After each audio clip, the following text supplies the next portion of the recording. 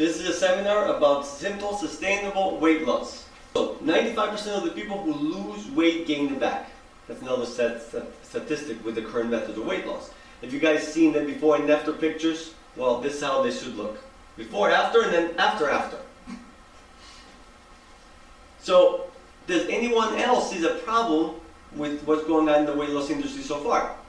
I mean, I do, and that's why I'm trying to change it.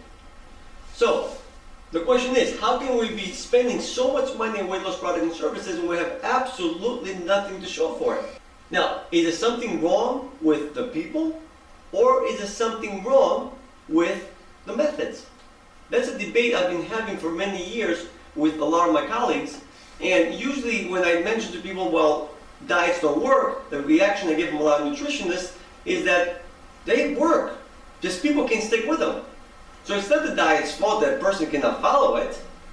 I'm like, that's nice logic, but my question is, if 95% of the people cannot stick to a diet, what is most likely, that there's something wrong with the diet, or something wrong with 95% of the population?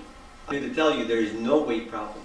The true problem is our behavior. We have a behavioral problem. Okay? The weight is only a side effect of our behaviors, our habitual behaviors. And that's how then, so really weight is a symptom. If you focus on the symptom, you're not going to solve the problem. You got to find out what is the root cause of the symptom and focus on changing that. So here is why we're overweight. Really simple. Due to modern conveniences and smart marketing, I gotta give marketers credit, we have developed habitual behaviors that are bad for our health and weight. Having the right knowledge of what you need to do to accomplish something, it will not solve the problem. You also need to have knowledge of how to apply that information to your life without overwhelming yourself. And that's where a lot of weight loss programs have gone wrong, is they only focus, okay, people need to eat better, people need to exercise more, people need to do more aerobics, but they think it should people that can actually apply all those things with no problem, but there is a problem. I always say, knowledge is half of the solution. How to apply the knowledge into your life is the other half, and that's the half that's missing. Your subconscious mind runs those programs, and that is why we have a weight problem. A lot of times, the only way to lose weight and keep it off is to change those programs in your subconscious mind. So when your conscious mind is not paying attention, then it'll run. Because as long as those programs run, because remember, you cannot rely on your will to do the right thing forever. You repeat something enough times, and whatever you're repeating, that behavior becomes automatic.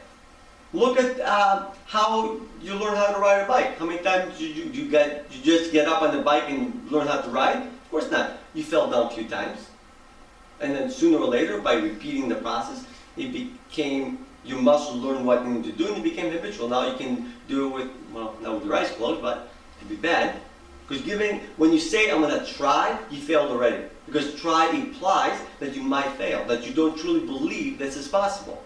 Where when your kid was learning how to walk, you had no doubt that the kid will learn how to walk. You had no doubt. That's why you did not even think about giving up. So let's take a closer look at the current methods of weight loss, of how do they go about changing your activities and your eating habits. Okay? Number one, they rely on willpower. Okay? They expect people to go through willpower to go from this to this. Of course, overnight too. They expect people to go from eating like this to eating like this. And a lot of programs rely on motivation. They believe that, oh, once people see results, they'll be motivated to keep going. Well, if results were enough to keep somebody motivated to keep going, then how come 95% of the people or more gain their weight back after they lose it? Because if that theory was correct, once they saw the results, they'll be motivated to keep up with whatever they did to lose the weight. Obviously, that's not true. Because the fact is, the best results in the world will not keep anyone motivated if the results were achieved through a method that overwhelms you, or sustainable results.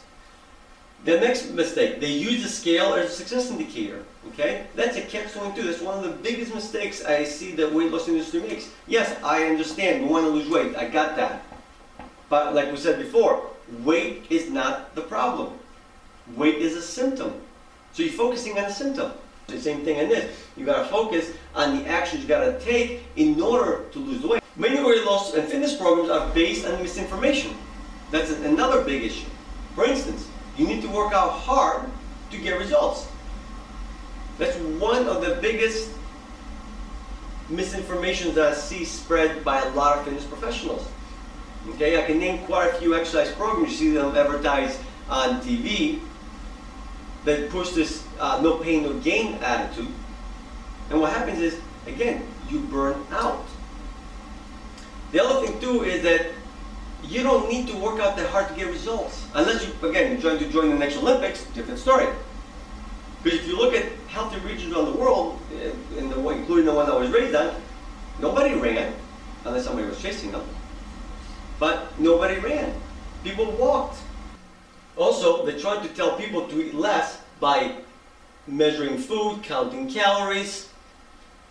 Again, it's very hard to do those things subconsciously. In other words, make it automatic. Okay, you have to use your conscious mind in order to measure your food, count calories, count points, or whatever you do in order to keep track of how many calories you eat. So, is there another way to track calories? Of course there is. It's called hunger. That is why nature put it there. To me, this is the most important habit anybody can develop. If you don't learn anything else from this and you learn to eat out of hunger, I've done my job. Okay, so I've talked about my experiment with McDonald's when I went there for 2 months, similar to Mr. Spurlock from Super Size Me. He went to McDonald's for 1 month and got very sick. I went to McDonald's for 2 months, eating the same food as Mr. Spurlock, and nothing happened to me. Actually, my cholesterol went down 10 points. Eating McDonald's, eating the same food. So how can that be? How can I be eating the exact same food as Mr. Spurlock and get different results? Really simple. Unlike Mr. Spurlock, I ate out of hunger. And I stopped eating when I satisfied my hunger. Ooh, what a concept. Stop eating when you're satisfied? The guy behind the counter, his job is to sell food, not to watch your diet. So once I learned to pay attention to my body, although I ate not so great food, I didn't have any consequences because of it. Well, let's look at that 5% of people who are able to lose weight and keep it off with their current methods of weight loss.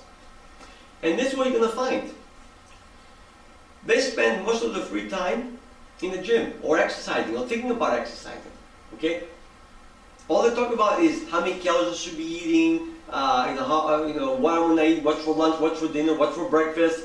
Constantly, most of the free time is spent thinking about their weight and thinking about when I'm going to eat, or if they go to a party, do they have any healthy food. So basically, all their free time is spent on thinking about their weight. I don't want to live like this. Anybody else wants to live like this? The only person that can guarantee results is you. I hate when weight loss programs say we guarantee weight loss. How can you guarantee anything? Are you there at your house making you eat all the right stuff and prevent you from eating all the wrong stuff? Of course not. You are in charge of yourself, no one else. And the last one, believe and be patient. Belief is actually a very, very important thing, because if you don't believe that you can do it, it doesn't matter what anybody else says. You have to believe before you can achieve. Because what I'm teaching here is nothing new. This is how healthy regions around the world live. They had the good fortune that their culture taught them all the right habits that keeps them in shape. Because I remember in Greece, when people walked, people ate the right food, we didn't eat that way, or we did not go walking for the sake of our health. We didn't say, oh, can I eat my vegetables because I want to be healthy, or I don't want to gain weight. No, we ate that way because that's the way we eat.